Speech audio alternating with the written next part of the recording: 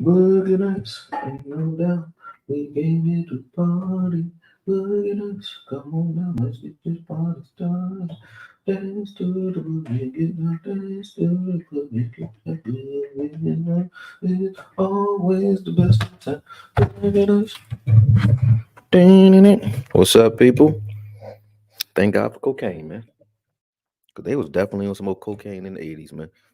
Both show. Everybody too. Hold on. Get my earpiece on. Testing. Okay. Okay. Yeah, we good. Let me turn this shit off here. It's been a while, man. I've been traveling, so excuse me. Excuse me for having shit to do. You know what I mean? But I had shit to do. Still love y'all though. Y'all miss my late nights and my random rants. But don't worry, I wasn't gonna miss this one. Let me get back to my screen real quick so I can see what y'all cats is talking about up in here. All right, all right. I got 17 of y'all in here early. I know some of y'all got jobs and shit. Not me, but everybody can't be a degenerate. You know what I'm saying? Excuse me. A professional one. You know what I'm saying? Alpha Mason, what's up? Dax on Filthy, what's good, man? Phil 2 Trill, yerp. I like your name, man. Pause. Dax on Filthy says salute CLG the Don. I ain't seen you before. He said, what's goody? What's good, Joe? What's good, man? What's good? Love and Aries, what's up? Timo, what up, though? Make sure y'all hit that like button y'all in here. Thank you for saying that, Dax on. Talk Your Talk Media, he said, what's good, brother Okoye? Everything, man. I'm feeling good this week, man. I got a lot of emotion going on, so I'm happy right now, man. I'm always happy, to be honest with you. I ain't never too pissed off, you know what I'm saying? But I'm extremely happy today, I guess I would say. I mean, why? Because I live in Philadelphia. Because I live in Philadelphia. You know what I'm saying? I live in Philadelphia. I'm gonna say it again. I live in Philadelphia. You know what I mean? So I got to witness. I got to witness some shit that I ain't get to witness too often in the last 2 years. And then I'm not even one of those dudes praying for your downfall. It's not even that. Because usually I'm telling you the truth. I actually paraded with the Philadelphia Eagles, they fans. When they won, I was so happy for them. You know why? Because all of my family is Philadelphia Eagles fans. So when you see your family happy, naturally, you was a happy motherfucker. I was happy. I was going up and down Broad Street like, damn, I want to feel this feeling. I never felt this feeling before because I was young when we won our Super Bowl. So I'm like, damn, this is some dope shit. I can't wait till the Cowboys do this shit here.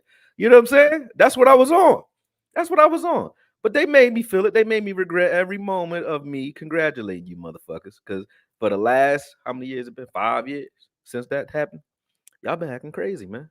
And then I was in Columbia with my man. They all from Philly. You know what I mean? I was in Columbia when y'all went to the Super Bowl. We watched the Super Bowl in Columbia with some bad bitches with the S. I said bitches. That's how y'all say it, right? But with a bunch of them, right? Had a ball. It was fun as fuck, right? Yeah. But y'all lost and still start acting indignant. And then it started. Man, this whole season been one indignation after another after another. And guess what? I said it to the Cowboys fans on Twitter. You could check the receipts. I said, don't say nothing. Don't get mad. Let them have it. Let this burn. When we lost to the 49ers, let it burn. When we lost to the Eagles, let it burn. Let it burn.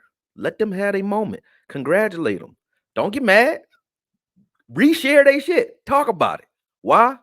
Cause I used to, I'm gonna tell you why first, then I'll tell you what happened to me. You know what I mean? Why? Because everybody has their moment. Every dog has his day, and what go around, come around like a motherfucker, right? I used to play video games. I used to box. I always was like a quiet boy though. Like when it come to like competition, I don't talk a lot of shit. I don't because I'm focused on whooping your ass. You know what I'm saying? But everybody whoever talks shit to me, whenever they talk shit, man, whenever they talk shit, they make it so that this is this big thing now. Because losing feel bad no matter what. But they make it so big because, like a Floyd Mayweather, right? He 50-0. He talk about his record so much that losing means more when he loses versus Pacquiao can lose a bunch of times and still keep fighting. Floyd can't because he made losing this big indomitable thing. And that's why when you talk so much shit, losing feel way, way worse because it's a far crash down to the motherfucking ground. Now, I ain't said they crashed because I ain't pissing on their grave. But I damn sure can't wait to step over their grave next week when we play them. Now, if y'all muscle it up and beat us in Dallas, hey, I'm gonna congratulate you just like I did when y'all beat us in Philly. But I'm coming for blood just like the Cowboys should. You know what I mean? That's just how I think. I don't talk a lot of shit beforehand. That's so I can feel good about talking about shit after I handle my fucking business. And y'all ain't handling y'all business. You know what I'm saying? Eagles ain't handling their business yesterday. We ain't handling our business when we played them either. But we woke up and we starting to play our best football now. And I'll be interested to see how that game goes in the playoffs. If we're playing the way we're playing and they playing the way they playing, may the best team win. Somebody got to do it. Somebody got to do it. But the Eagles haven't been playing their best ball most of the year. And you don't want to start trending down at this phase in the season because they haven't been finding their rhythm. The entire year they've been saying we haven't played our best ball. When this is your ball, this is how they play. This is how they play. You know what I mean? So again, this is what I call this is gonna be a national holiday, the day of petty. Everybody could be petty as you want today. I get Eagles phone calls when they win, all crazy. You know, that's what I get. They call me, y'all still them boys? They call me, send me memes. If I don't answer my phone, they harass me. If I see him in the grocery store, I was in the motherfucking I'm just trying to buy a fucking shirt, man. I was in Platinum. It's a store here in Philly that we all go to when you want to dress like a dope boy. You know what I'm saying? I'm in Platinum. My man in there. I walk in. And who I see? One of the biggest Eagles fans I know. You know what I'm saying? Start going in on me, man. I'm like, damn, publicly. You know, it's public humiliation when we lose. You know what I'm saying? And guess what I did? Smiled, shook his hand, said, "You right. You right." But guess what? He won't answer the phone. This ninja will not answer the fucking phone for me. This is crazy. This is crazy. See, that's what I don't like. That's that shit I don't like. You know what I'm saying? But we off that for the moment. I'll get back to it later because I'm telling you, it's a Koye in rare form. I don't even think it's that rare. I think I'm petty all the time. But I'm going to be extremely petty, for this week. I am. Because it's Eagles week. This is the perfect week for this petty shit, too. That's what's crazy. Y'all picked the wrong time to lose the way y'all lose because now we got to see you and the pressure on y'all asses to come into our town and beat us. Because I hope we put our foot all the way in your ass. Knee deep, pause. For real. I do. All right, let me say some more shout outs, man, because I wasn't even supposed to get into that rant, but I'm feeling good right now, man. Like I told you. Talking shit. Let's see. He said Grand Rising. I heard that Grand Rising is corny now, man. You can't say Grand Rising. You gotta say good morning. I don't know. Good morning sounds bad to me. I don't like saying that shit. And when you know what the words mean and know why we used to say it. Blast Music 24/7. He said, Okoye, good morning. See, he said it. And fuck, I done said good morning, bad. You done said it. He said, good morning, big dog. How's the atmosphere in Philly? I just told you, quiet. It's very serene. It's like, what's crazy as fuck about Philly? I'm gonna tell you one more thing. When Philly win, it's chaotic in Philly. They the most indignant winners in the history of winning. When they lose, it's the peacefulest place ever. When Philly get his ass whooped or something, they shut the fuck up and go in the house. Everybody humble. Ishal law. You know what I'm saying? How's the brother? Everybody's wassalamu alaikum. How's the brother? You know what I'm saying? When y'all lose. When they win, all that shit go out the window. When they win, they dancing on your car. You know what I'm saying? All kinds of shit, man. They throwing snowballs at the fucking San Fran fans at halftime. Goddamn indignant motherfuckers, man. Matrix Adams, he said, Okoye, what's up? Ready for Philly? Yeah, we damn sure is ready. I'm thinking about going to Dallas this week. I don't feel like traveling no more. That's all. I can go. There's nothing stopping me. But I just don't feel like traveling right now. I just got off a plane. So I'll buy another ticket maybe tomorrow. If I feel good tomorrow, I'm gonna buy a ticket and come out there and come to a random bar in Fort Worth and have a good time. That's what I'm gonna do. That's what I'm gonna do. Because I just want to feel it. If we win, you know what I mean? I want to be with the Cowboys fans. So y'all might see me at a bar near you this weekend, you know what I mean? Just to do it. I ain't coming to go politic, none of that. I'm just coming out there to be an asshole. You know what I'm saying? Pretty sure the Cowboys don't control their destiny. Even if we beat Philly, I believe we still need them to lose another game. No, I think if we tie them, I mean, all we can do is keep winning. You know what I mean? I think if we tie them, they go to fifth, though. I do think so. I'm not sure. But maybe the tiebreaker goes to them for beating us. I don't really know. But I think we got more division wins than they do right now so far because they still got to play. They still got to play the Giants again, don't they? Or did they play the Giants? They played Washington twice already, right? They got to play the Giants twice, I think. I don't remember, man. But they got to play us in the Giants twice. So they got 3 division games, I think, left. And we got them. We played the Giants already twice. We got them. We played Washington once. So we will be up ahead because we will only have 2 more division games. Well, that would be one of our division games. We would have 1 division game left, and that would be Washington. So we would be up for more division games. I do believe, but don't quote me on it because I could be wrong. You know what I'm saying? But I think that's what's up. I think that's what's up because I heard somebody say if we win, they go to fifth, we go to first. Now, I don't know.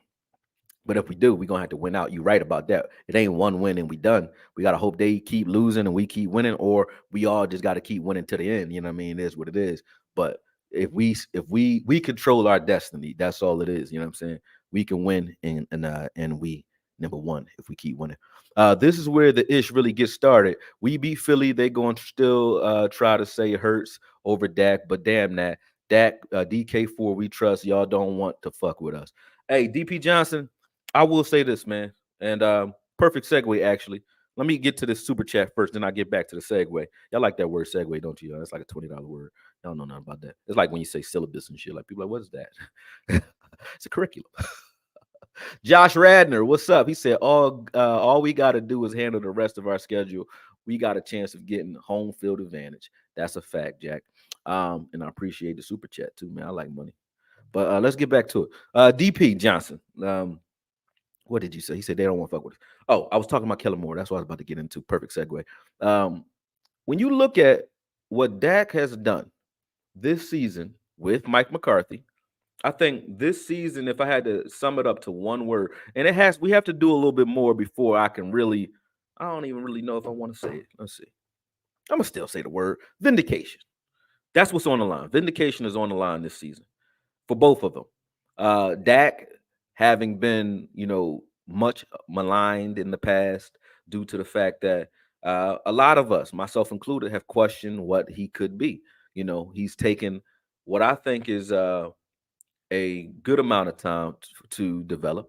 You know what I mean? I think all quarterbacks are especially running quarterbacks are 6 to 8 year developmental pieces, whereas I think pocket passes are 3 to 5, somewhere in there. Why? Because a pocket passer know he can't run, so he don't got those tendencies early. He can't run. He got to figure out how to look guys off, how to read coverages, how to slide protections very fast. If you don't learn that, that's his ass. You know what I mean? Tom Brady had to learn that immediately. You know what I'm saying? Whereas Ben Roethlisberger took a little while because he could run. He could break tackles. But when that body started breaking down, he said, I can't do it like that no more. Dak, same thing. Dak was running, shoulder trucking motherfuckers.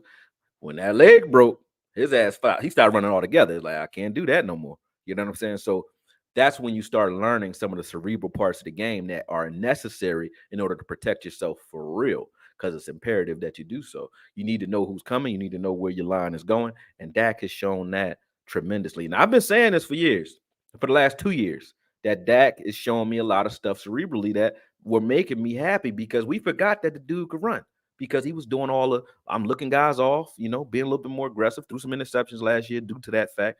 But when you look at what Kellen Moore has went over to the Chargers and done, you got to say, Dak was carrying Kellen Moore, man. He was carrying him. Nobody want to say it because they friends. Dak don't want to say it because they friends. Mike McCarthy was right. That's vindication. Mike McCarthy was not washed up when he was with the Packers either. That's vindication. Mike McCarthy has shown that he develops the fuck out of a quarterback and a wide receiver, because I know CeeDee Lamb is trending up. Dak Prescott is trending up. And we all thought they was good last year, but nobody would argue MVP last year for neither one of them. Nobody would argue CeeDee Lamb is the best wide receiver in the league. People were arguing he's the best slot receiver in the league and a good number one, but a great slot. That's what I called him too. Great slot. But I said, hey, Julian Edelman was a great slot. I don't think that's a bad career or a bad thing to be. Cooper Kupp's a great slot. I don't think that's a bad thing to be. But it's a difference when you step outside the line. CD is all over the place now. He doing Debo shit. He doing AJ shit. He doing Cooper Kupp shit. He doing everything right now, And I mean, he asked for the ball the way he asked for the ball. But once he got that ball, once they started spamming him, and that's the other thing that Kellen would not do when he was here. He said, hey, whoever's open, we throw it to him. Now they say, no, we get him open. We give him the Jordy Nelson, the Devontae Adams treatment so that the rest of these guys can cook. You know what I'm saying? No pun intended, but that did fit. Feel what I'm saying? You know what I mean? But Dak and Mike McCarthy are in a position right now to vindicate themselves and to make it so that all of the shit talk that they have received throughout, the duration of this season is on the line. And playing the way he's playing right now, I don't see a quarterback playing any better. And that's really, I mean, since the Chargers game, I haven't seen a quarterback play any better than Dak Prescott. I'm not even close to what he's doing right now. Not even close. And I've been watching the film. I ain't even put the film out. I ain't put the film out. I've been watching the film today. Yesterday, all weekend. I don't even put it out no more. I just lay. Yep, just watching. You know what I'm saying? I don't know what's wrong with me. I just don't be feeling like pulling the trigger on the breakdowns right now. I don't feel like it. You know what I'm saying? But I need to get out my feelings. You know what I mean? But I'm just telling you, I've been watching though other quarterbacks, and I just been saying like, yo, I don't see one. The ones that I even call better than Mahomes, Allen. You know, I would call them better than him in the beginning of the season. I would. Never would call Hurts better because I said Hurts. I don't have nothing against Hurts. I like Hurts honestly. I just think Hurts is in the same position Dak was in his first and second year. You have a great first year. Last year was really his first year. Nobody knows what you can do. Then you have your second year where the film starts to catch up to you. And you have to use a little bit more of your magic in order to win, but it's not structured. And that's what you're seeing right now. I don't think it's a Brad Johnson thing. It's not his coordinator. It's the fact that we know his tendencies now and he has to counter himself. Then next year we're going to learn how he countered, and they're going to counter those counters, right? And you got to constantly evolve. Dak had to do the same thing. So I couldn't compare him and Hurts until Hurts is gone through that. He hasn't gone through, hey, your offensive line is great when you start. Now it's not. It is now, but I'm just saying when Lane Johnson and Kelsey aren't there and you are picking pieces up and got your Chaz Green eras and shit like that, how are you responding to that? He hasn't had to do that yet. So we don't know what you are until you do. Can you respond to that is the question. Sort of like that shady McCoy take where he said, I want to see how you deal with adversity. That's the same thing I want to see, but not in a season, not in a game.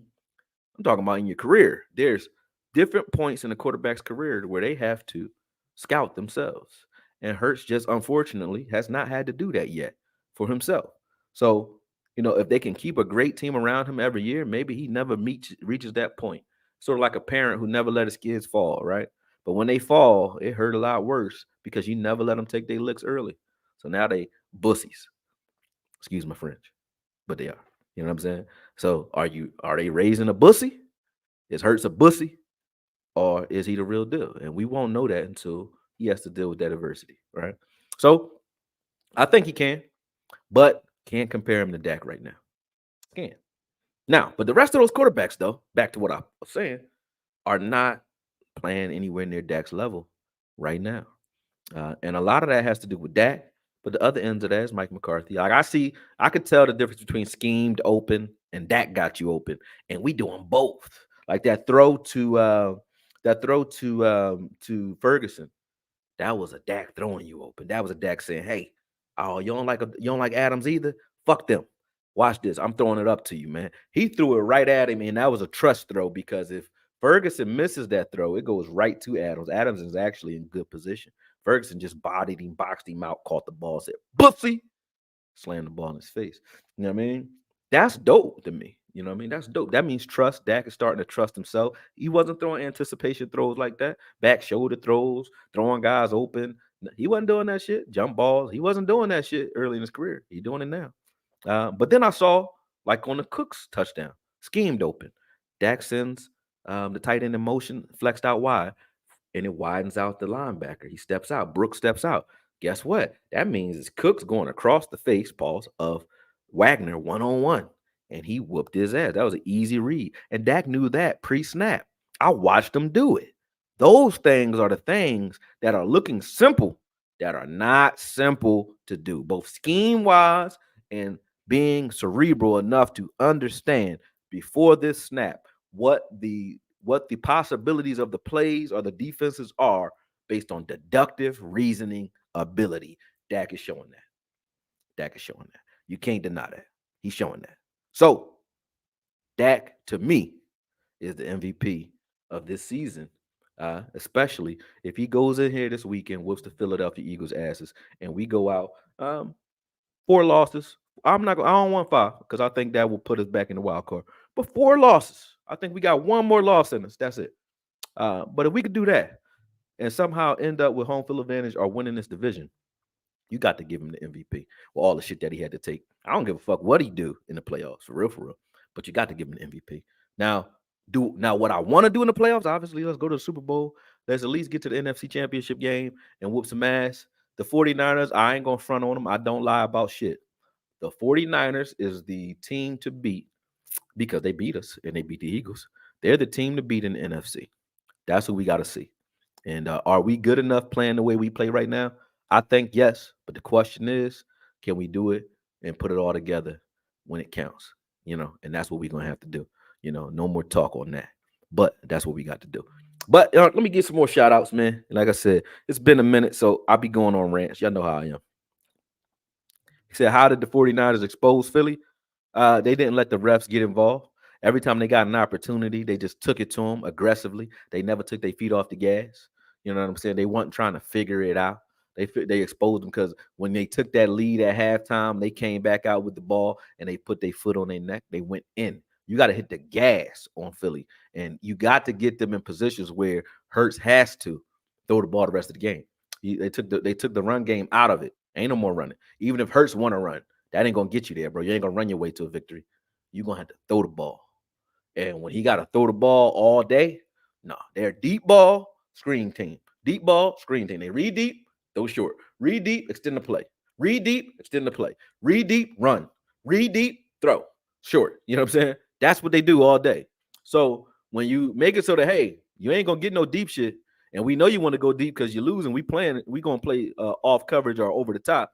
We're gonna make you methodically make the right decision over and over again. And you're gonna do it right a few times, just like Geno Smith. You're gonna do it right most of the time. You're gonna do okay, because you got some playmakers. They got playmakers too, just like Seattle did. The reason Seattle made us look weird, the reason the 49ers make us look weird, the reason the Eagles can move the ball against us, because they got a unique array of playmakers at all their positions. Running backs, tight ends, a bunch of receivers. They got Julio Jones as like their fourth receiver. You know what I'm saying?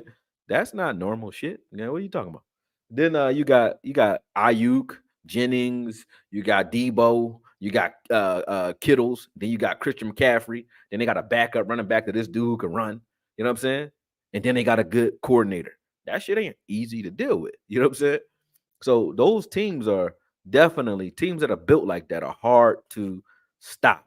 Seattle got DK Metcalf, Lockett. What's it? I don't never know how to say this boy. The NGL, whatever the hell his name is.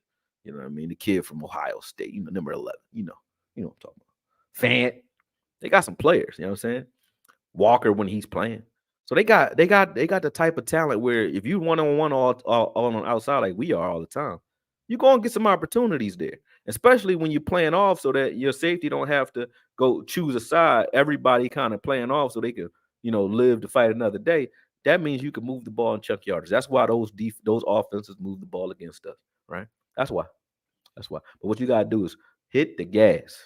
You got to hit the gas, and you got to understand that the Eagles cannot play with a real deficit. And a deficit ain't 10 points. A deficit ain't 14 points. You got to put them down. When they down, that's it. And the way you put them down is early in the first half. They really don't. They're like we were, like Kellen Moore last year. We was down all the time, first half. Why? Because we were a good second half adjustment team because we had to figure out what you was doing in the game. That means your game planning ain't that good. You ain't game planning properly. Or you ain't watching film properly because you don't know what to do to this team until you see them. You know what I'm saying? That's like a fighter that don't watch film. He get in there and figure out, this dude like to throw right hands. Well, if you survive those right hands, you can counter them later in the fight.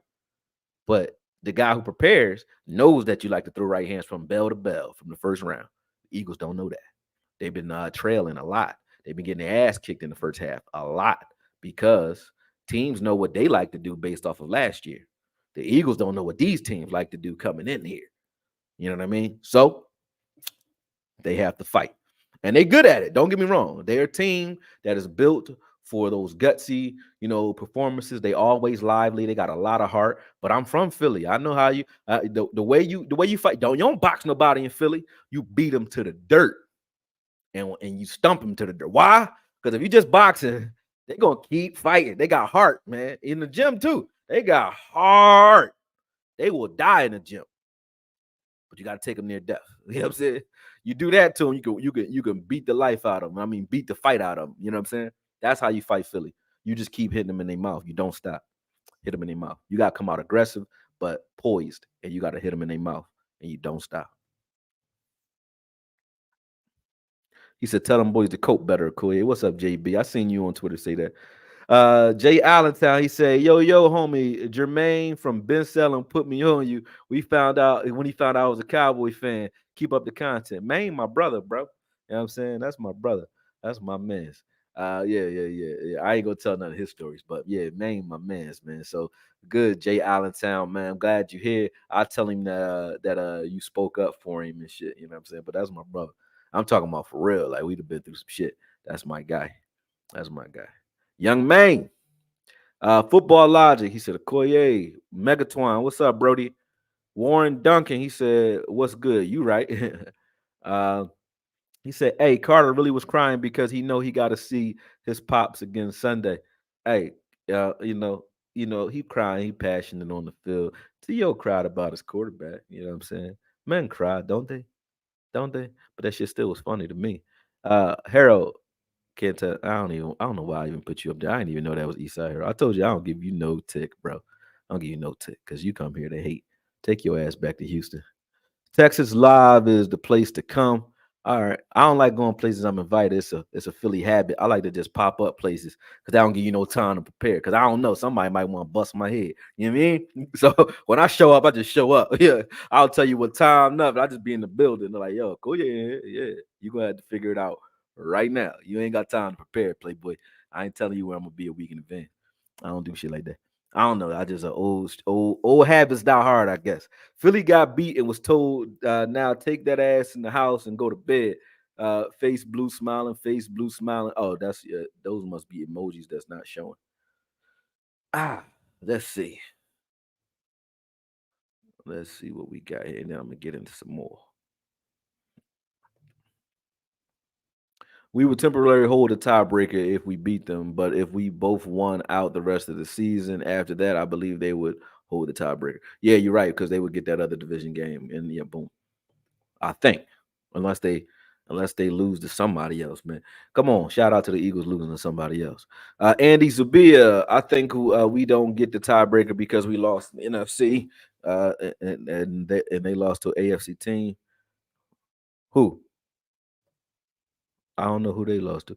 Stanley, he said, Stanley Moulton, good job, Okoye. Thank you, sir. Thank you, man. Appreciate that. In this thing early, Perry Smith, what's up, bro? Let's see. Yes, I hate to say it, but the 49ers are too physical for us. Oh man. You sound like did he put his hands on you? He put his hands on you. Did he put your hand?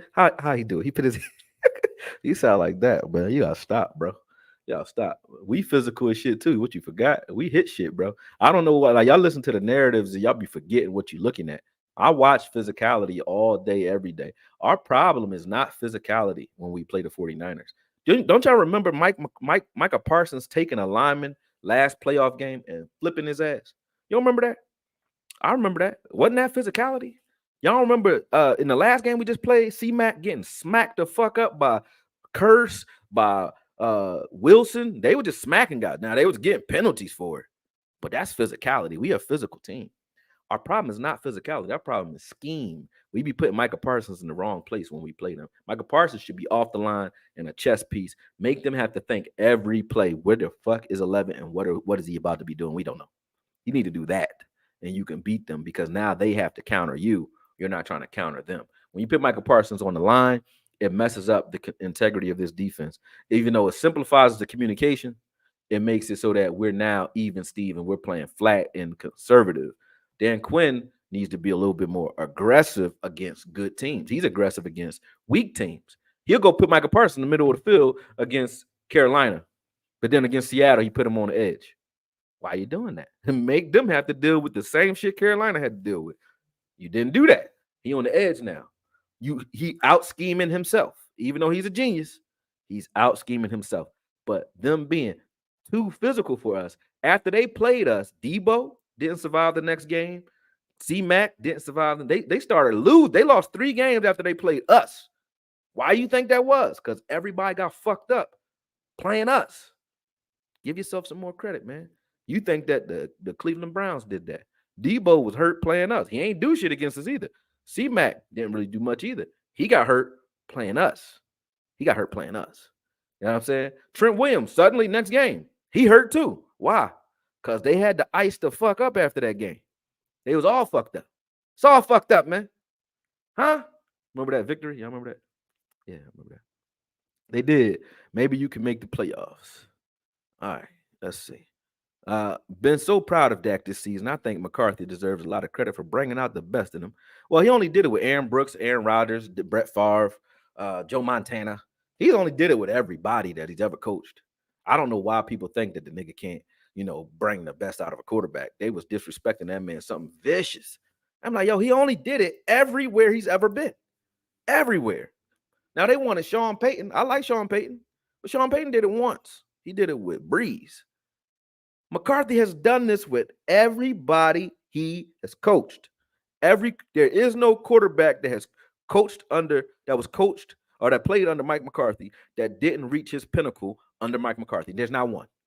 Not one. Brooks was great with the Saints, and then he fell off as soon as Mike McCarthy left the Saints and he went to the Raiders. Brooks was done.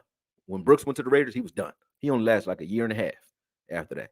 And then not even a backup. He was just out the league, gone. Bye. See you. From being one of the best to being nothing. Quick. Brett Favre. Brett Favre had his best years under Mike McCarthy. Aaron Rodgers had his best years. Even though he had 2 MVPs after him, where did he learn how to be an MVP? Because he looking a lot like what Dak is doing right now. Looked like a lot like the shit that Aaron Rodgers was getting away with doing.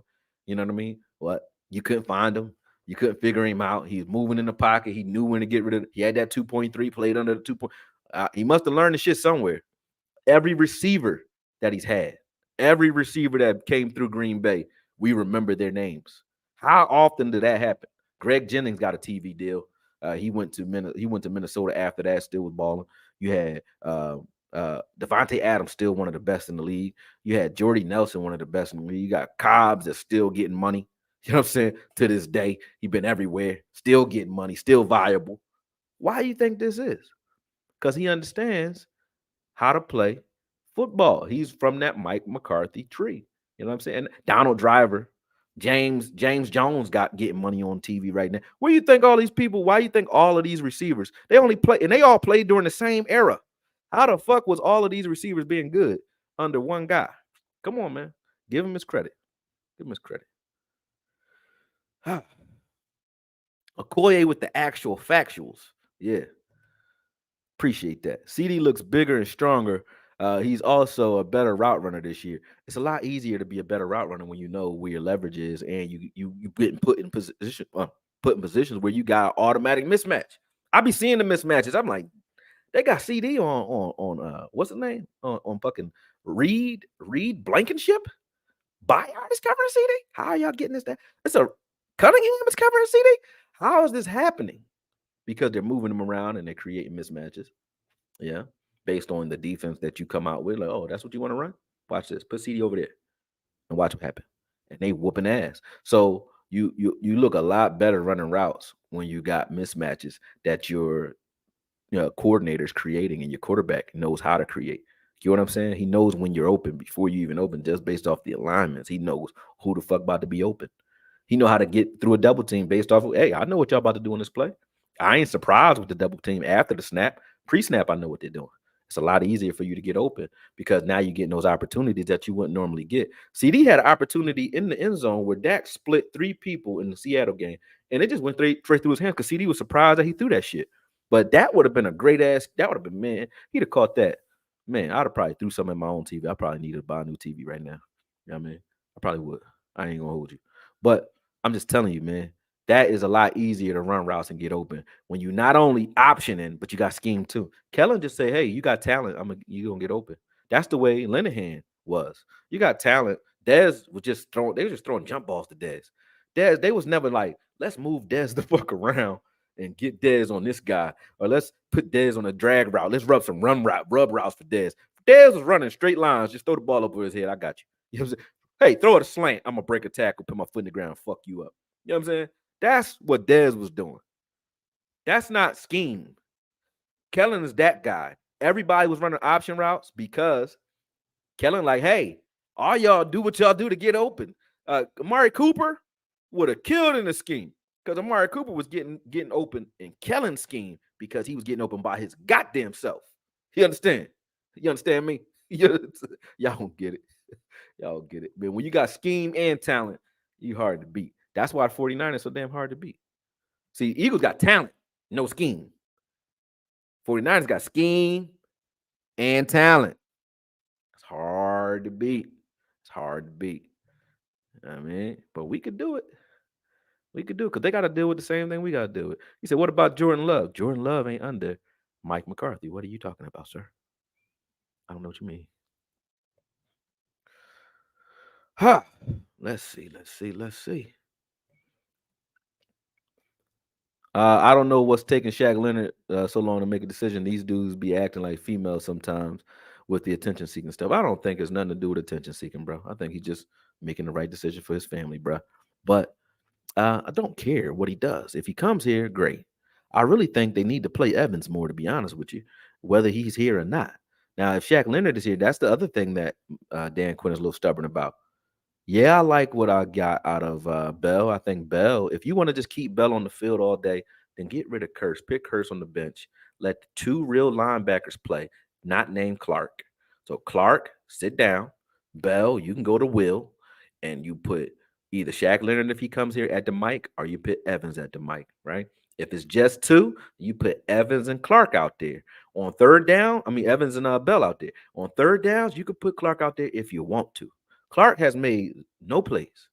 Like he's another LVE to me right now. He runs faster than LVE. He hits harder than LVE, but he just is on the field. Like sometimes he shoots the gap and make a tackle here and there, but like he is not a force to be dealt with on the field. He's not. So give me one. Give me one. Now Bell is a force to be dealt with. It's just that when you run at him, he's small. That's not his fault. But you need to give him some help. Give him somebody, a hammer, pause, in front of him, though, a Sam type of guy, like a Evans. And if you got Leonard and Evans here, you put Leonard, Evans, and Bell.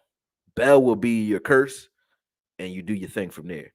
Curse is the guy that's making this log jam not work. And don't get me wrong, because I know people think that when you, I get the 50 Cent Charleston White treatment in this league or in this industry because I say what people don't want to say because they don't want to be looked at as the bad guy for saying it. Because I like Curse.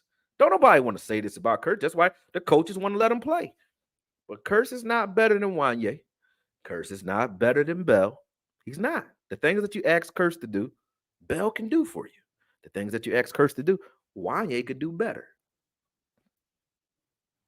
That's the truth. That's the truth. So, Curse being on the field, when he's out there, you got to run a different scheme.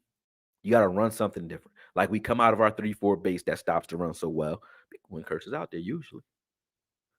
If we take that extra lineman off the field, we run a four down lineman look, and we bring Curse on the field. I don't like that shit. It doesn't work. We don't stop the run very well out of it. And they've been throwing on it too. So why we do it? They don't throw that well or run that well against 3-4 because you got 5 down linemen. They coming at you. You don't know what the defensive ends are doing. And you got 2 middle linebackers. Now, with 5 down linemen, we've been running 5-1-5 because we'll have an extra DB out there. Run a true 3-4, meaning if you're going to take Micah, put him in the middle with 5 down linemen, put a real linebacker next to him or put Bell next to him. Or put Micah on the outside as one of those 3-4 defensive ends or outside linebackers and put 2 middle linebackers in there. But we don't do that because we want to get Curse on the field. But every time Curse is hurt, we stop doing that. We stop doing the 4-3 big nickel shit, and we go 3-4, 5-1-5, or 3-4. That's our best look all year. And we don't do that often when Curse is out there because the extra lineman moves him off the field. That's our problem right now, schematically. And if y'all think I ain't got the receipts, you can think what you want because I don't just be saying shit. I don't just be saying shit, But I ain't God either, I'm just a guy. I'm just a guy, just like everybody else, though, right? The way Gallup is playing is bothering me. I like Gallup before injury, but would you make a change at that spot, or is he much of an asset, or that much of an asset based on his knowledge of offense. No, no, no. You you definitely need to sit him. But he's been getting less tick though. I think you if you're not noticing, what's his face is getting like 50% of the snaps now. Tober's getting way more snaps. Gallup's out there though, but Tober's getting more snaps. Chima, what good? What's good, Okoye? Always speaking facts. That's what I try to do. You know what I mean? They trying to put Purdy up there as in the MVP combo now. They got to put everybody other than Dak up there because here's the thing, bro. Let me go back to you real quick. Blink, Blink. I like your name. Blink, Blink, Uplink. It's almost Uplink, right? That's kind of a play on words. But yeah, here's the thing. When you same thing the Eagles are going through right now is the same thing a lot of these commentators are going through and these analysts. When you are known for, or you've been given credibility for being the guy that's supposed to know, right? You know, you don't want to look wrong due to the fact that you've been doubling down on shit. Like I've doubled down on shit, you know, and I know looking wrong do feel away, you know, sometimes, but I'm willing to feel that. A lot of people don't want to feel that. They don't want to be wrong. I'll be wrong and tell you, yeah, I was wrong. I'll tell my fighters, like, yo, I told you to do that. I was wrong, bro. My bad. My bad. You got hit for that. But listen, this is the adjustment we're going to make because I was wrong. All right. But trust me. Trust me. I was only wrong because he was ready for that. You know what I mean? So let's switch it up. I wasn't wrong about what I was saying. I'm just wrong. He was ready for what I told you to do. Let's switch it up. You know what I'm saying? So same thing. When I'm wrong about an assessment, hey, I don't think this guy can play. I say, hey, CD, you ain't showing me your number one. Shit, that nigga showed me your number one now. I'll come out and say it. Dak, hey, I ain't like him early in his career. Shit, I like him now. See, they go so hard during a temporary setback or a temporary moment. They go so hard in the opposite direction. It's hard for them to pivot and come back and say, hey, I was fucked up on that. But they don't realize your credibility would go through the roof if you ever did that. You know what I mean? A lot of people don't do that. So instead, they just keep moving the goalposts and keep moving shit around. So Brock Purdy is MVP now because it was Hurts, but Hurts lost to Brock Purdy. Now it's Brock Purdy. You know what I'm saying? It's like, hey, y'all can keep doing it, but MVP means most valuable player in the league and the guy that's honestly playing like the most outstanding player and the most outstanding quarterback in the league right now. Playing right now is Dak Prescott. There is no doubt about that. Now, you don't gotta like it. You don't gotta even agree with that. You could say you feel that somebody else should be the MVP, but you can't statistically show why. You could feel it though, and I ain't here to fight your feelings. You could feel anything you want. You could feel like we really went to the moon, but you can't prove it to me. You could feel it though. You could feel it all you want. You could feel like, hey, you know that conspiracy theories ain't real. You can feel that. You can't prove it. You know what I'm saying? You can't prove none of the shit you're saying. You just feel that way, and that's okay. I'm not here to fight feelings. I'm not here to fight feelings, but I am here to tell you, hey, what you can prove and can't prove, and you can't tell me that Dak Prescott ain't playing like an MVP based off statistics and the eye test. And eye test. They talk about us not playing good teams. That's because we're beating them. Number one. Number two, we ain't make the fucking schedule. Number three, it ain't but one other quarterback I think that them beat nothing but winning teams because it ain't that many winning teams in the league, and that's something that you really should be talking about. I'm actually doing a piece on that about the flood of running mobile athletic quarterbacks, athletes that are happen to be quarterbacks instead of quarterbacks that happen to be athletic. That's what we got now, and the league is sucking ass because of it. Pause, but it is. Defenses don't have that hard of a time dealing with these type of quarterbacks, so they've been seeing it since college. See, before you would be in college dealing with those guys, those Army Navy game type quarterbacks, right? But then you get in the league and you got to deal with Tom Brady, Brett Favre, Ben Roethlisberger, Peyton Manning, who gonna say, "Oh yeah, you athlete, you gonna run fast as shit in the wrong direction? I'm gonna help you out with that. I'm gonna look you off here, hold the safety, you going that way, and I'm gonna bust your ass going back across the seam because you moved." Now you gotta know what. Now you gotta be a cerebral player, right? As a defender, you don't with these teams. You just gotta be a good athlete and hope that your coordinator understands how to stop or how to contain a running quarterback, right? They be talking about offensive lines are great, Well, it's not that hard for offensive line to block when you have a running quarterback behind you. The reason being, nobody wants to pass rush a running quarterback because when you over pursue, they're going to run against you. So what do? You contain. So they're not being pass rush at all. When you watch the Eagles game, 49ers just collapsing the pocket. Nobody's coming around there to get his ass because why would you do that? So now all these linemen look like they're great. They're not great. They're not. Not hating, but they're not. They don't have to block because you ain't trying to do nothing but A gap pressure. You don't, or you blitz a corner or somebody bring somebody free that can run like a deer because that's the only one that's going to catch him. But other than that, no, you don't go and break the integrity of that contain because they're gonna make you pay every time. You know what I'm saying? So when a quarterback has that, he don't know how to slide protection because he never needs to. You don't need to do it. You know what I'm saying? You ain't pass rushing anyway. You know what I'm saying? Blitzing them. Well, they don't blitz you that often. Why? Because they want somebody to stay back. That blitz, that free man is spying you now. You know what I'm saying? Or they're playing zone because they want to keep their eyes on you. When they play man, they turn it back on you, you take off. This is what's happening in the league. It's pretty basic. It's pretty basic. So when you got that, you can't say, oh, you playing nothing but bum teams. That's speaking about the product that the NFL is putting out. How many we done won 9 games? We want to play 9 teams. So everybody is bums in the league, is what you're saying. It's a bunch of bum ass teams in the league. That ain't our fault. Our fault, all we gotta do is go out there and dominate and win. That's what we've been doing. You know what I'm saying? That ain't our fault. It's a bunch of bum ass teams in the league. You know what I'm saying? If my fighter is up against a bum, knock the shit out of him. That ain't our fault. They put him in there, beat his ass. Now we ain't gonna do nothing dirty unless we got to, but beat his ass. You know what I'm saying? That's what I tell you. I think, hey, we don't make the fights. We sign the contracts. You know what I'm saying? That's your ass after that.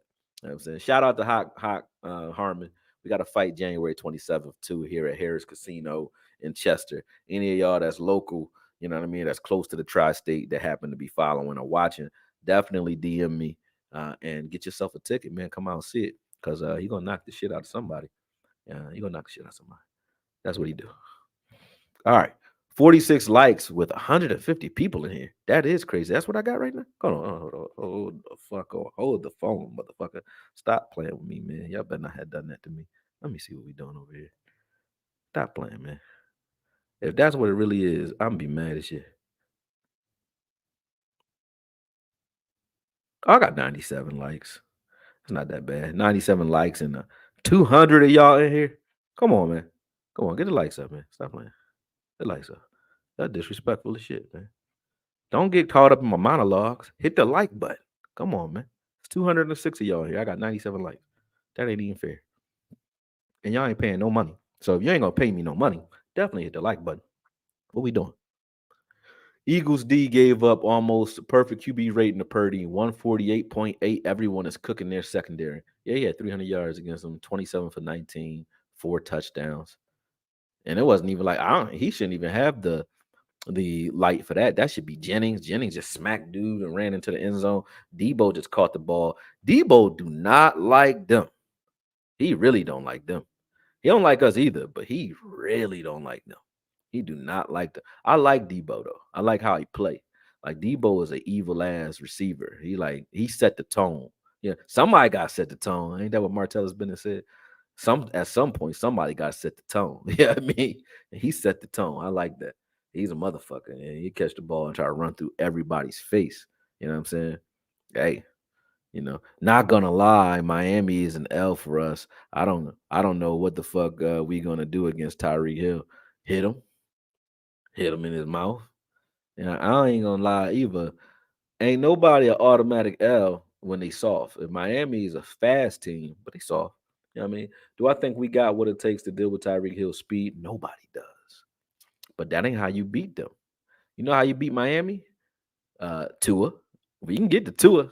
We can't get to Tyreek Hill, but we can get to Tua, and we go fuck Tua up because you ain't gonna stop Tyreek Hill if you just go and line up against him all day. You ain't gonna stop him anyway. What you do is you put a foot on Tua's neck, and that's it. And we good at that. We number one in pressures for a reason.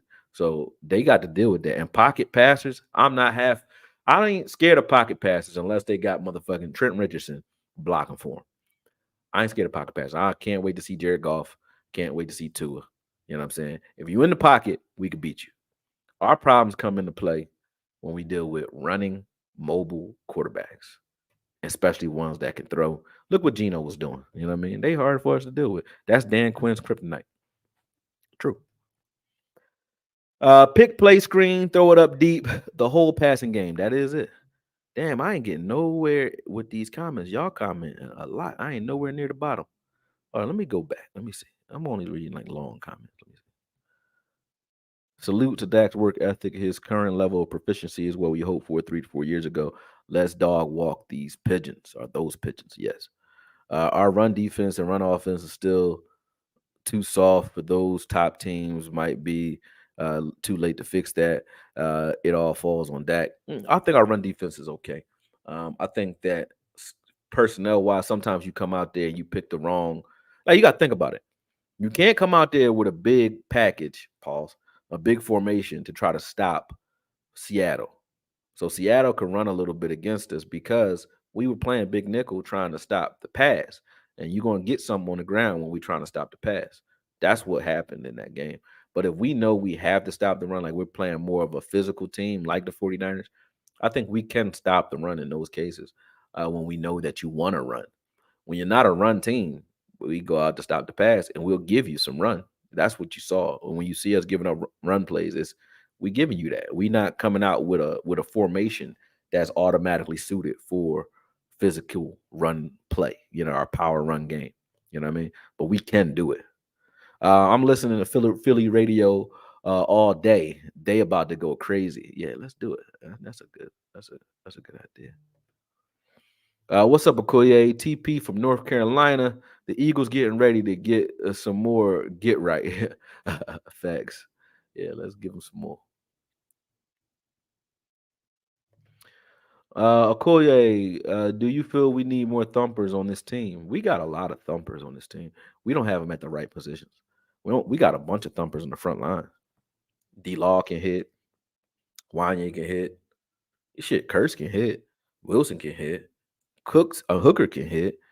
What's his face can hit? Bland can hit. Shit, Gilly can hit. Who else? We just don't got thumpers at linebacker. We got Bell can hit.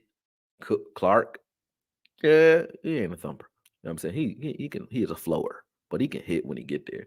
You know what I'm saying? Mozzie's a thumper. Hank is a thumper. Fowler will smack you in the face. I love Fowler. He dirty, but dirty in the sneaky dirty. He sneaky dirty. He like stick his hand in your face mask under the pile, kind of dirty. You know what I mean? Bill Romanowski, almost not that far. See, Bill Romanowski dirty is like what's his name? Randy Gregory was that. Like, you just doing too much, bro. You need to relax. Sam Williams act like that a little bit too. You fighting your own team, you fighting everybody. You need to relax, buddy. You know what I'm saying? The smart dirty guys is like, you don't even know they doing it. Like, he just chopped your knees out. You still feel that in the fourth quarter. You don't even realize he did it. He just took a Fowler, take a forearm to your forehead, but do it so smooth that it don't even seem like he did that. You know what I mean? He hit the quarterback. He was fucking up was it Bryce Young? He was fucking Bryce Young up. I was like, damn, he's killing Bryce Young. Nobody even see this shit. He ain't even getting no calls on nothing. Did you see that right tackle of the Eagles put Bosa in the dirt? Yeah, he put Bosa in the dirt with like a holding play. I seen that. Yeah, he held him. I just wanted to get up there and say that bomb to DK Metcalf was not on blame. It was Donovan Wilson's fault. He's supposed to be over the top of that. I think that, when you that's what I'm saying. You want to play too high safety. When you got safeties that can play off better than the safety that plays in the box, then why would you have Wilson doing that anyway? That's not Wilson's job. That's a Izzy Mukwamu job. That's a Wanye Thomas job. Wanye Thomas would have picked that off. You wouldn't even have got that pass off. But why ain't he in there in those situations? You're not playing your best personnel because you're playing political ball or nepotism ball, and that ain't gonna work. Wilson got things that you want him to do, and he does well. Kurtz got some things that you want him to do, and he does well too. But that don't mean that they're the best overall on this team. They're not. You still give them their stuff. You give them situations, packages where they can get off and do their thing. But you do not put them in situations just because his name is Wilson. We're gonna put him over the top. When you got a Wanye on this team, let Wanye do that. Wanye would have picked that off. You ain't gonna throw it that close to Wanye. Wanye would have baited that, and it would have been to the house. Wrap. Done. Or he would have smacked the shit out of DK because he would have got there. So you're right. He's scared to be aggressive against good teams. I watch your whole secondary obviously being cover 10 to 13 yards off the ball on 3rd and 5. Yep. You're not wrong about that football logic. I guess you do got some logic, huh, good bruh? Well, you're not wrong about that. Great week to activate Martavius Bryant. Their 4th corner can't run with him. Hey, let's see what we do with him. I hope he ready by now. Let's see where the likes is at too. Let me, because I gotta hold y'all accountable because y'all do be playing with me. Let me see. All right, yeah, no. All right, I'm on 47. Y'all ain't doing me that dirty. That ain't that bad. See, now we getting better. Thank you, man. Thank you. But make sure y'all hit the like button if you have it. Matty D is trying to get some bees. He trying to get the chicks out here, bro. My man came out here with no goddamn clothes on, man. Come on, man. Pause. Bland always gives up catches. He's what they think Diggs is. No, bro. You are tripping. Bland gave up catches in one game. He had a 34 passer rating in the rest of the season. He hadn't given up 100 yards at all until that one game. And he gave up 100 yards on 2 plays. Yeah, but outside of that, Bland don't give up no catches, bro. You wrong on that. I don't even know where you got that from. You just making shit up now. Dan Quinn calls the defense to not lose, not to win. We playing 10 yards off, 3rd and 5. Shit's embarrassing. Like I said, he need to play the same way he played against bum teams and have confidence that we can go out there and our style of football is going to have a effect on you. Put Michael Parsons in the middle of the field in those games and make them have to find him and deal with him. I think if we just did that, it'll be a difference. JP Okoye, been a minute, my guy. Keep speaking to him. Some of these fans need to get their heads. Give their heads a shake. There you go. T. Mafane, that's my guy. He said our problem is game plan and scheme. Yeah. We don't have a run game power back. It's going to hurt us. Lies. We're getting exposed in that category. No, we're not. Rico is a power back. What are you talking about? Rico run with power, bro. We just don't use him that often. And I'm kind of glad we don't use him that often because we're going to have him when it get cold. When we need him, he's there. Eagles got burned on the run game yesterday. Yeah. Yo, Okoye, Rich Coleman, what's up, man? That's my favorite shit talking. One of them. He said, "Yo, Okoye, looking forward to the home stretch. Just here so I don't get fined. Keep up the great work, DC for life. Yeah, I'm just here so I don't get fined. You know I talk my shit, man. Yeah. Okoye, what are the vibes in Philly after the beatdown? I think I talked about that. Maddie, let's see what Maddie talking about again because Maddie crazy. Maddie said, Alex been saying it all year. The main reason we're bad in the red zone is Dak or bust. Nobody respects the ground game, but we had to get Pollard out there. Pollard just had a touchdown on the ground. Yes, last game. What are we talking about? Now, the whole red zone offense has been getting better to me since the Chargers game. We haven't had a red zone issue. The reason the red zone issue was an issue is because we had a new offensive scheme. We didn't really get a chance to open up the scheme to deduct some of the plays out of that scheme to determine what works. We didn't have a run game coordinator since week 1 because he was sick, and we were blowing teams out, so we didn't really need to open up the offense. When we started having to open up the offense and we started having to really, like I said, deduct things, and we had that conversation with CD about, hey, run your rub routes and run your routes to precision because we'll come to you anyway. If the first read isn't there, we still coming back to you on plays that's not called for you. Stop bitching. When we started doing that, the red zone has not been an issue, bro. I don't know where you got that from. Red zone not an issue right now. Sage, my guy Sage, what's up, bro? Sage is definitely my guy. What's up with you, bro? DQ doesn't seem like a traditional linebacker. Seem to like traditional linebackers, and that drives me crazy with him at a Korean media. He used to. Deion Jones was a linebacker. He used to. I don't know what's going on now. I think he likes what we got in Clark and Bell. I like what I see, but that's like a pet project. It's like saying, like, yeah, I got to build a bear, but just buy the goddamn bear. We ain't got time for the build a bear right now, man. Like, just buy the bear already built. Y'all go and build the bear trying to put it together. Like my daughter, she running around trying to pick up pieces and cotton and pick out sweaters. I say, just pick one that's already done and let's go. Because this is what you're trying to build anyway. You know what I mean? Fuck this Frankenstein shit. You know what I mean? That's why I fuck with you, Okoye. Logic. There's not a bunch of emotional stuff or reactions. I'm emotional, but I'm emotional logic. I'm emotional logic. Aquarian energy. I ain't an Aquarius though. But that's what that's supposedly supposed to be. Yeah. Oh shit, hold on a second. Got a call in from one of my clients. You know what I'm saying? Because I'm technically open for business at the moment. Yeah, technically open for business at the moment. Hold on.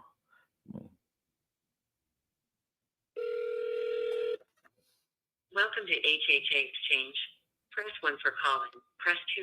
Enter assignment ID. You have entered 100239. If correct, press 1. Press 0. The current time is 11:38 a.m. Call registered. Goodbye. All right. Since I gotta pay the bills, you dig? I can't hold that up. Black man, what's up, black man? Uh Cowboys gumbo. 49ers played us and they whole team got hurt. That's physical. Thank you, bro. What happened to Jalen Brooks? I hope he can get on the field more. Yeah, he will. He will. Said Clark. Clark ain't a dog. Clark does nothing.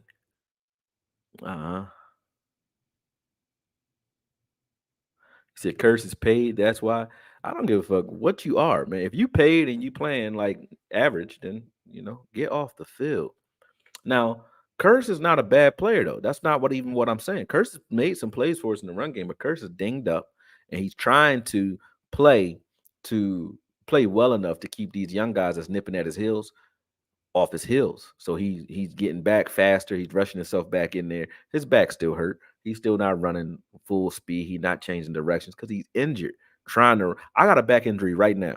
It feels like somebody stabbed me directly right here in my back right now. Even when I just did that, I can feel it. Like a cracked rib. I don't know what it is, but I can feel that, right?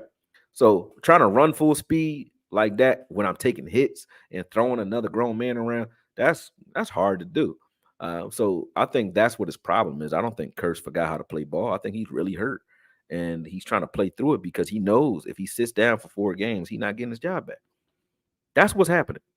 I think Donovan Wilson's still hurt too, but I know he knows. Hey, I sit down. Wanye take it. They know Wanye taking somebody's job. They know one of them or both of them ain't gonna be playing next season if Wanye got something to do with it. I can guarantee that because I mean, if you're looking at it from a Moneyball standpoint, you got to pay Micah Parsons, but you got all this money spread around your team. You looking to lose some of that fat. You know what I mean? So they know this. They know this, but they're gonna have to they're gonna have to see what happens when these guys sit down for whatever reason. Because they're gonna get sat down if they keep playing the way they playing. They playing too tentative because they hurt, not because they're bad players. Uh, Curse picked Gilmore on that DK TD when he wasn't supposed to be there. Yeah, I saw that, and Gilmore cursed him out too. You got a good eye, Revolutionary. Oh, damn, that's your name, Revolutionary Visions. So you got a good eye, good brother, because you caught that. I don't know you, but you got a good eye. I give you that. It's going to be hard to match up with the 49ers with no run game. We have a run game, brother. We got a run game. Matty D, why not just play Curse as safety and put Thomas as the big nickel? Because Curse can't curse in space. If you don't like Curse in the box, you damn sure ain't gonna like him in space. Nope, I don't agree. Curse is starting to scare you. Be scared, brother. I wouldn't. I just say, get his ass off the field. He ain't scary. He a good player. And DQ can see it, GM. He see it, but he's just not doing nothing about it. Hold on. Hold on. All right, got some missed calls. Hold on. Yeah, again. Uh Coach, I would take calls, but I'm about to get out of here. I know me and you gonna talk for 2 hours. And I mean, what's up, Coach? Shout out to Coach Marv. He up in the he up in the chat. He said you taking calls today. Not today, maybe tonight when I'm on at 11. I'm coming back on later tonight. I'm talking a lot of shit this week. I'm talking a lot of shit. You know what I'm saying? So yeah, it's on. It's on. All right. They don't want to hear that, Okoye. They don't want to hear a lot. He said, when we play the Sheagles, Dak will be back at the top of the MVP race. I don't think he's gonna be at the top because they don't want him there. If they give Dak the MVP, it's gonna be reluctantly. What's the assessment on riding Dayron with his technique on the big receivers like Brown? Number one, I don't think he needs to be on the big receivers like Brown. That's number one. He's a route reader. He reads your routes and jumps them. Big receivers are muscle up guys. He can do it, but I think he's a guy that you want reading routes on crossers, reading cuts, jumping shit. And if he's dealing with a big receiver, they just will muscle him up and try to get by him. And that works sometimes. I just think that Gilly's better against big receivers. When Gilly got on DK had 100 yards on 2 plays, pretty much against Bland. He ended the game with like 130 yards because the rest of the game he didn't do jack shit. He had 2 plays against Bland, and then that's it. He had some touchdowns, but I'm talking about he had 2 big plays. Other than that, Gilly did a great job. And he did get rubbed on that touchdown against Gilly too. He got rubbed by Kurt. So you're right. Gilly was on it. I think Gilly was doing his job.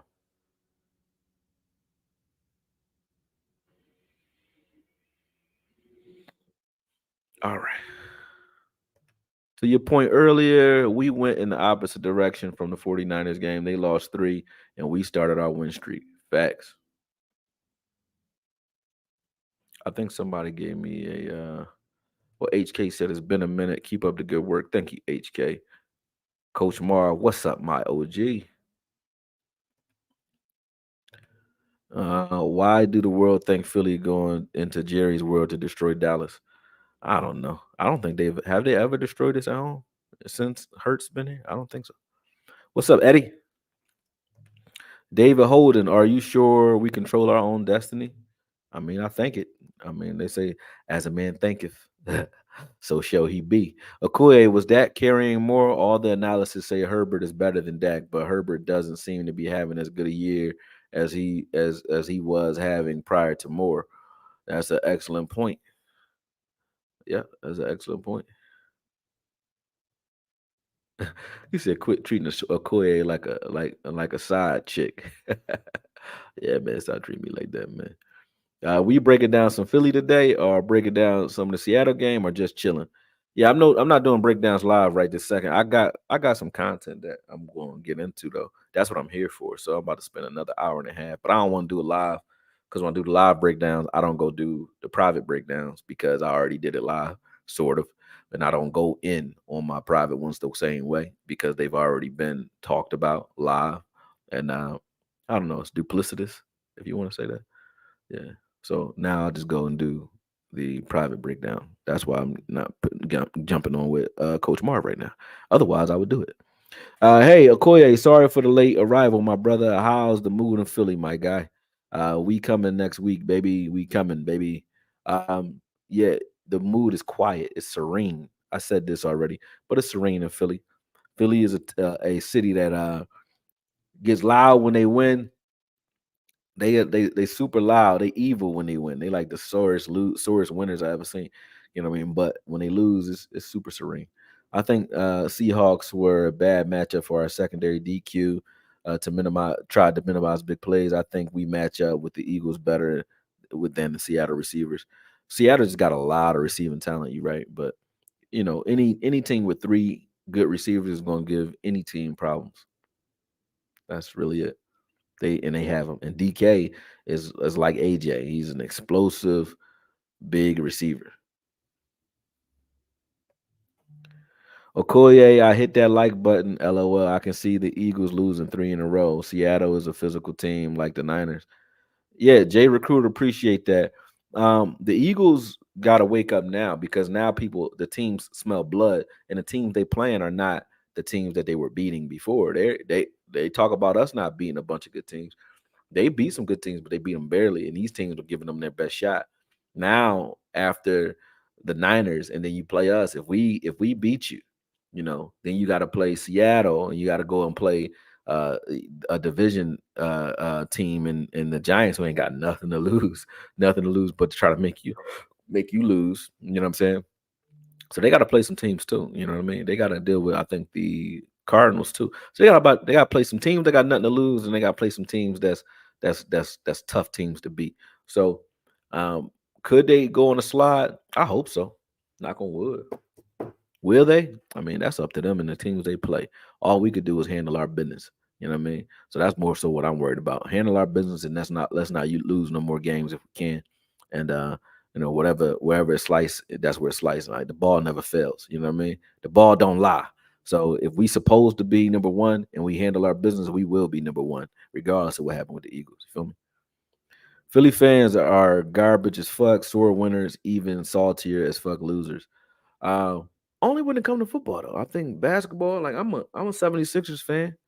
You know what I'm saying? Basketball wise, they ain't halfway as bad.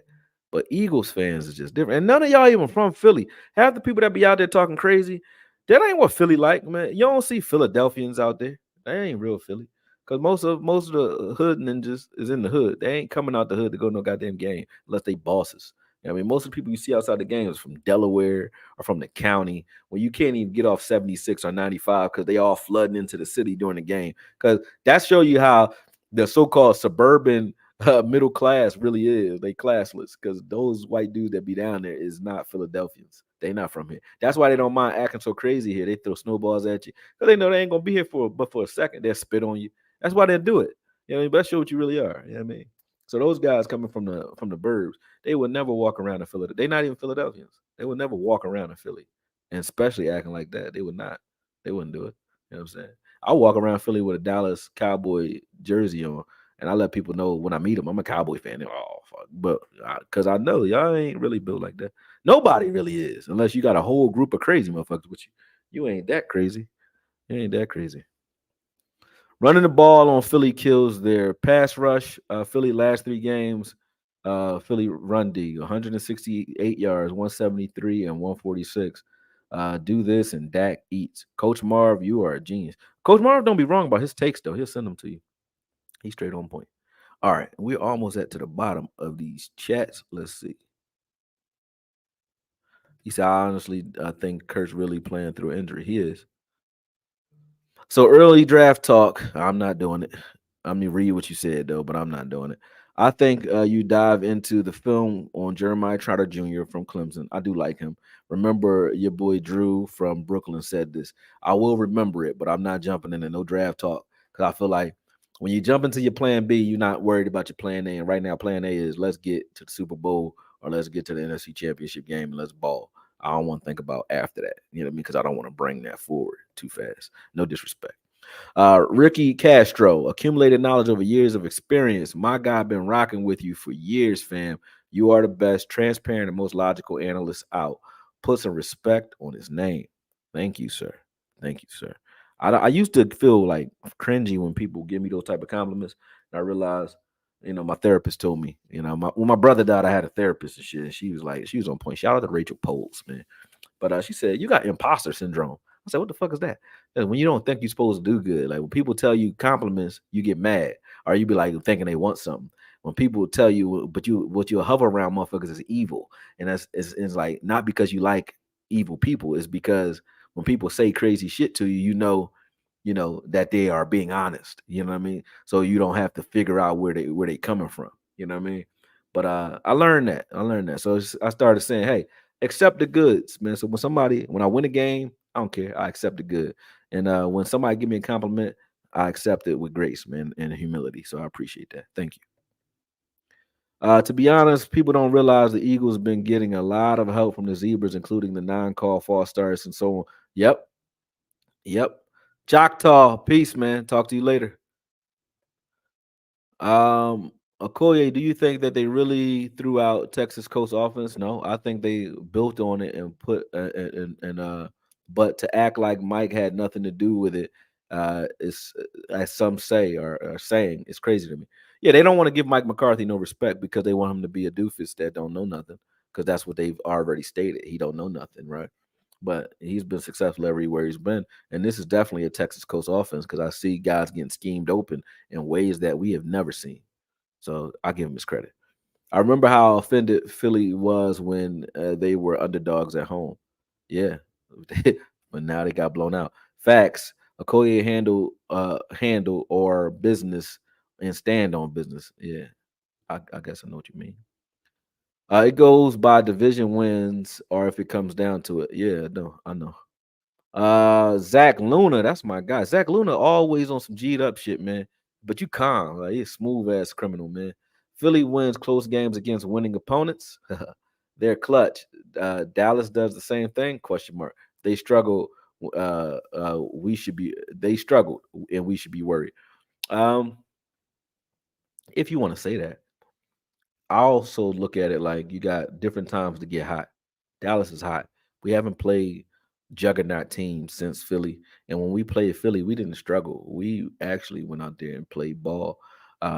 Honestly, the thing that happened in Philly that really no one talks about, our destiny was in our own hands, so to speak, in that game. They fumbled the ball 3 times. We got 0 turnovers out of that. Just one, the game is over. Two, game is really over. But we forced 3 turnovers or 3 fumbles that did not turn into turnovers that should have. Sam Williams forced a fumble. Hurts just fell on it. Those are points right there. They scored right after that. At the end of the game, when they trying to close it out, they fumbled the back. They struggled. We didn't struggle. They fumbled the ball trying to close out the game. Swift fumble, and Micah Parsons right there. He just didn't get the ball. He gets the ball right there. We got a minute and 49 seconds left, and we on the 11-yard line. Do you think we win that game? I do. Uh, and then even after they did that, they give us the ball back, and Dak still go all the way to fuck up the field in seconds. We on the 6-yard line with 27 seconds left. Should have won that. Now you right there. We should have finished that game. But to say we struggled against every big team we played against, that's not true. I think we beat the shit out of Philly. We just didn't finish. But that gave us more confidence than anything else because we saw what we can do playing our best ball. They couldn't stop us. They couldn't do shit with us. We just didn't do what we normally do, which is give the ball back to this offense. We did that one time that game. The game is out of reach for the Philadelphia Eagles. You know what I mean? And the refs were helping a hell of a lot. But we ain't even gonna talk. I ain't even mentioned the refs. That's what y'all want to do. We can. I mentioned on Twitter they the MVP for the Eagles. The Eagles really are not a and you could say, oh, what a record is that? A record. They really are like a 6-5 team. You know what I'm saying? Or 7-5 team, some shit like that. They somewhere in there because they have quite a few games that they've won due to either somebody fumbling the bag, like Scantling missed a pass. But you can't say you beat a team when the team beats themselves. We beat ourselves. Chiefs beat themselves. You know what I'm saying? That's true. The Bills even. The Bills too. You know what I'm saying? So you got all these teams that had opportunities to get them out of here that just didn't take advantage of their own successes. It wasn't like the Eagles was like, yo, stop that shit. We shutting that down. None of that happened. You know what I'm saying? None of that happened yet. Okoye, they said a Build-A-Bear? Like, what's a Build-A-Bear? Y'all know what Build-A-Bears are? It's crazy. The media really be reaching hard with just to discredit Dallas for any accomplishments at all. First, it was we can't beat a good team. Next is it was bully ball, and now we struggle to win. Stupid as fuck, bro. Facts. I think the O line can clean up some stuff for the run game and still takes care of his leg issue. We can run it up to at least the NFC Championship. Yeah, Still's been playing to his credit. He's been playing a lot better since the Eagles game. Actually, Still been playing better. I think in that Panthers game he was balling, and I think they understand what Still's limitations are, so they've adjusted the line to be able to help him out in ways that they weren't doing earlier in the year. Like you saw on one play, and I'll show you this play. Let me just pull this one thing in because I don't want to pull a bunch in, but I will pull this in. Let me see. What am I presenting? Share screen. Mm, mm, mm. Oh, then where's Snag at?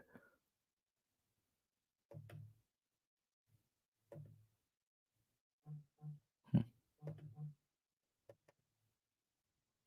I'll blow this up. Oh, I know what to do. Watch the save as video. Boom. All right, now I'm gonna go back and do it right.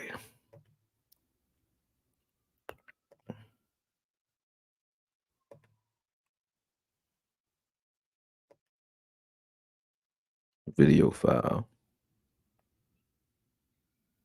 Where is that?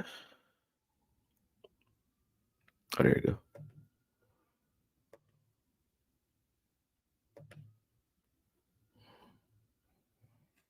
All right, let's look here.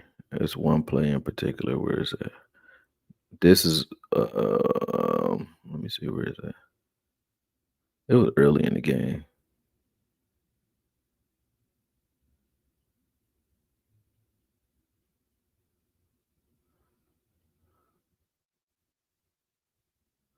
Thanks to this play right here. Now watch TP and Ferguson. Watch TP and Ferg. Yep, both of those. Boom. Look at how they destroyed this stunt. Forget what Ferg did on the end of the play. I thought that was great too. Ferg's run after catch is crazy. He faster than people give him credit for. But watch this. Let me take myself out of this play. I'll put myself here. All right, there we go. And watch this. Watch Ferg and watch. So this is how you help still. Watch Ferg and watch TP on this play. Shout out to TP. Watch this. This is how you destroy your stunt. Boom, boom. That stunt is dead. It's dead. They killed that stunt. That play right there was impressive. So yeah, they do help them out now in ways. Like here it is from the other angle. Boop. That was TP and Ferg playing ball. That's how you chip right there, man. Beautiful chip. Beautiful chip. So yeah, they was definitely balling, man. They was definitely balling.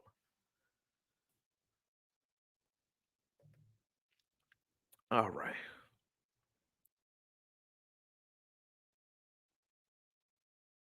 Boom. Let me see what else y'all talking. He said, I love how uh he said need to become an AK. Yeah, you do. Love how he stood up to Wagner and Jamal Adams in the Seahawks game. Uh let them know he don't give a fuck. Yeah, that's facts. I like the way he play. Jubo Timu Supreme Prime. Oh, Jamoctimus Prime. I'm retarded. Oh, Gmo. Jaboctimus Prime. I think that's how you say his name. Jaboctimus Prime. Rate my conspiracy. The Giants traded their pick to the Bills for Josh Allen to reunite with him with Dayball. Commanders hire Harbaugh or Belichick. You said rate it. I think it'll never happen. It'll never happen. Yeah, never. But you do have an active mind, but you should probably gear it towards like some hobbies. Build some pyramids. You know what I'm saying? That's what I do. 'Cause I got an overactive brain too, man. I do like fucking art with that shit now. I be talking crazy. Ferg chipped the shit out of dude. Yeah, he did. Do you do the show with Scott tomorrow or the next day? It's gonna be Wednesday, brother. Wednesday. Shout out to Skywalker still. Ferg be talking, taking these kids to lunch money out there. Boy, yes, he do. He said, "How do I become an AK? Enjoy the content." You go into the description, you hit the join button, and you pay some bread. That's how you do it.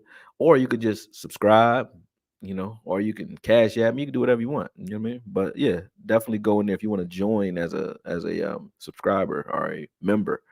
You go out there and you hit the join button. And y'all also as members got to tell me something new that y'all want. Like I was gonna do private lives, but then I'm like, that's kind of like only if all y'all ain't ready at the same time. It's only like 30 of y'all that actually join. So if all y'all ain't ready at the same time, I'm doing a live by myself. I already tried those. Those don't work. So you gotta tell you what you want. And I can put some different stuff together, different content together that would be, unique to someone who's joined. How do you feel, Koye, about us versus San Fran? I said that earlier already. I have a theory in my head, even though we will beat Philly this week. We will probably lose one game between Buffalo, Miami, and Detroit, which means we don't get the 1 seed. I mean, you only can think the way that you want things to go. You know what I mean? Now, in realism, can I tell you what their best shot at beating us is? Yeah, and our best shot at beating them is. But anything can happen. We could lose to the Eagles even. But I'm not gonna speak that because I'm only gonna speak the way I want things to go. You can call that wishful thinking. I call it abracadabra. You know what I mean? Which means I create as I speak. That's what it means. If you guys want to know what that means, so I think like that. You know what I mean? So, with that said, can Buffalo pull it out against us? Of course, they're a good team. Can Miami run past you and do some things? Yeah, they're a good team. Can Detroit beat us? Of course, they're a good team. But the way I'm looking at it is we control our own destiny, and we need to win out. And until we don't, I won't speak it. Until we don't, we just got to do it. You know what I mean? That's the way it goes. But likely, we could get one more loss in that rip. And I said that we might have one more. You know what I mean? And if we do, you know, then it might be a problem for us to be in the 1 seed. But I don't even really have a problem with that. It depends on how the playoffs is, shaping out. I don't mind playing in the wild card if we got to. You know what I mean? I don't mind that. I don't mind having to play what some would consider a tough team or a tough schedule in the playoffs. I do want home field advantage because we play so much better at home, obviously. But I don't think we're a team that's not constructed to win on the road. We just don't play as well. No one does on the road as we play at home. You know what I mean? But I feel like we match up pretty well. If there's any team that matches up well right now against the 49ers, it's us. In the NFC anyway. It's us. If we don't, then nobody will. Then they're going to the Super Bowl. It'll be the 49ers versus like Baltimore or something like that. You know what I mean? That's just what I think. You can quote this if I said if it happened. But he said 49ers and Baltimore are going to Super Bowl. I mean, probably. I don't know. I don't know if you already spoke on this. Do you think Darius Leonard will be an impact if the Cowboys get him? I know him as Darius, not Shaq. Yeah, that's my name too. And Mama call him Darius. I'm gonna call him Darius because my name Darius. You know what I'm saying? But do I think he'll be an impact? He's an impact anywhere he goes because his knowledge already has jumped off the screen to me as far as his cerebral ability and his ability to force fumbles, make plays, and be a force player. Um, so yeah, he'll make an impact for us. He'll probably make more of an impact for Philly if he went to Philly because they need him more. Here, I really don't like the rotations that Dan Quinn has done like here so far with linebackers. Because you can't tell me that Clark and Bell are the best linebackers in that room. They are not better than Evans. Evans just doesn't get an opportunity to show how good he actually is. And that's not hate. That's not fanboy talk. Evans just got here. But I watched a lot of film of Evans preparing for Evans to come here. And this is film from last season. He was not injured. He had 159 tackles, and he's a fucking wild man that hits linemen. When you talk about thumpers, we got him. Leonard wouldn't even really be able to, he wouldn't be a question if you just let Evans play. People wouldn't even be talking about should we get Leonard because it was like, look at what Evans is doing. But I like the idea of Leonard and Evans next to each other in the playoffs. But the idea that we don't rotate these guys in the right way, I don't like that.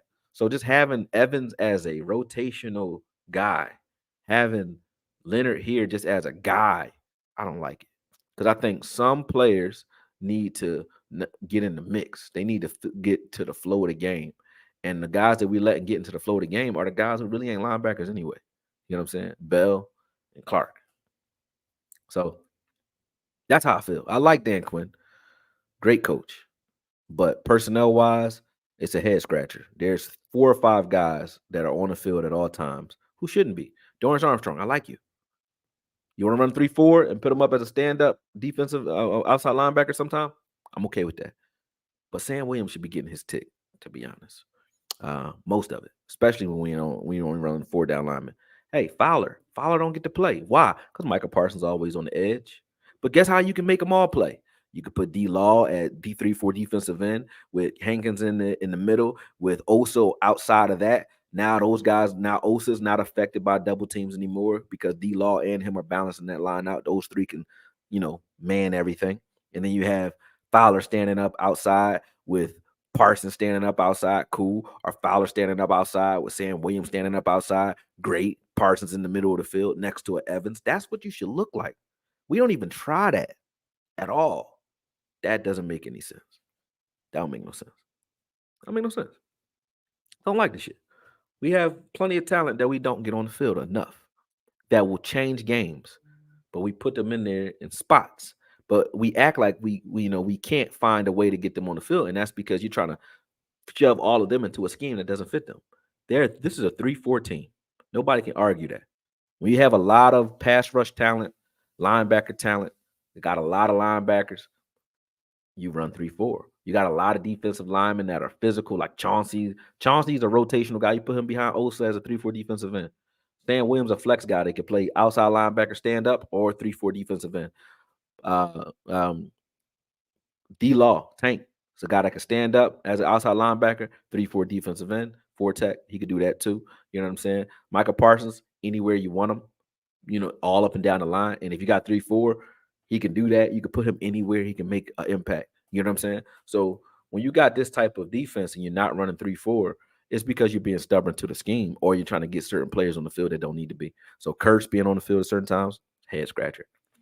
Bell still being on the first off, getting rid of Jabril Cox and Harper and then running with your undersized line safety and calling him a linebacker, that don't make no damn sense. Because if you knew you was going to be, once Overshawn went down, to go into the season saying, we're going to go into the season knowing we're going to be undersized at linebacker when we got Jabril Cox and Devin Harper here, makes no sense.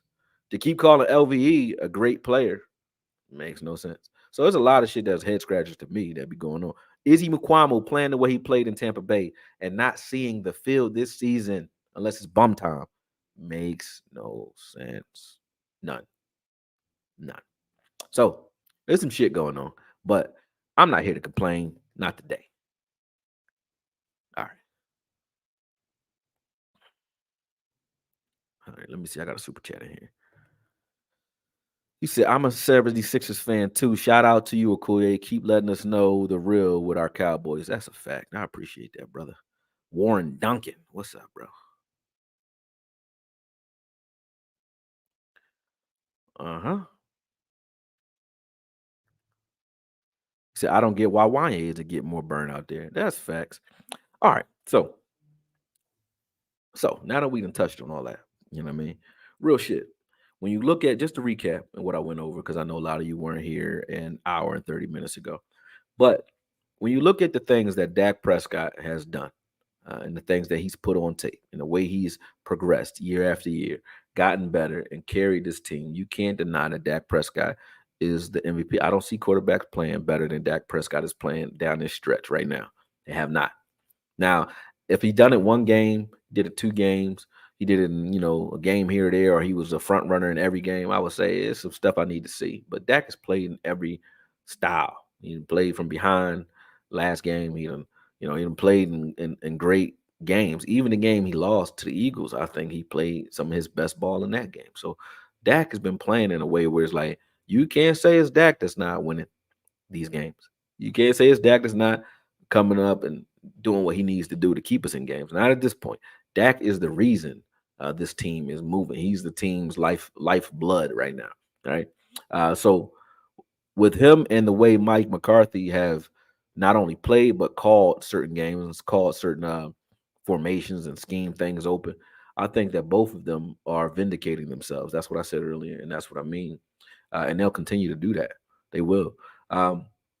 Defensively, as I said, there's personnel issues that we've had, I think more so than schematic only. I think it's more so personnel. Like, we're running our scheme in a way to keep certain personnel on the field, and because they can't do certain things, we take other guys off the field or try to put them in these packages where Wanye's playing nickel, which is out of position, just to keep him and Kurtz on the field at the same time because we don't want to hurt anybody's feelings or something like that. No, can't do that. Can't keep doing that. All right. But that's pretty much what I was touching on in this video. And then we talked about Kellen Moore. The Chargers are 4-7, I think. Ain't they 4-7? Somewhere in there. They 4-7, I think. Or 4 and something. But they ain't good. Let's put it that way. And you can see that Kellen Moore was definitely being carried by Dak Prescott at this point. And that speaks even further to how good Dak Prescott actually is or was even under Kellen Moore. I think Kellen Moore was holding him back because if he was playing that well in a vanilla style offense, which they look like right now, very vanilla, the Chargers do. If he's playing that well in that, and now that you're scheming guys open and you're giving him easier looks and giving him full control over the offense and so on, he looks this much different. he didn't just get this good overnight. He's been good for the last couple years. I think since the injury, since the year of the injury, even that year, I think he had 1 year, he had like 4,900 yards and a lot of touchdowns. I don't remember how many, but I think that's 2019. So he's been pretty good for the last 5 years. I think Kellen has been holding him back for that same amount of time. But that's my time. And I'm going to give a couple shout outs and then I'm getting the hell out of here. You know what I mean? Because I got some breakdowns to do. But I love y'all, man. Chargers 5-7. Confident Cowboy fan said facts. And shout out back to you, Bobby Takio. And he said, all we heard about is how explosive the Chargers were going to be after they hired Kellen Moore. But they don't say shit about it now. Uh, he said, I don't think Jabril is playing in Washington because Washington ain't draft him. That ain't their groceries. That was our groceries. We set him up for failure, and that makes me feel sad about Overshawn because it shows that you could be a good player, but you get hurt around here, you ain't coming back, bro. Because they ain't give Jabril another chance after that, and they got rid of him after he showed so much promise. I think he still could play, and a lot of the things that we're sitting here talking about as far as linebacker concerned we wouldn't have these problems if Jabril was here, man. I really do feel that way. Any word on Litter, D Web? Nah. Eddie, peace right back out to you. I'm out of here. Love y'all though. And y'all see a breakdown coming up soon. I'm about to sit here for about an hour and chop some stuff up, man. Peace.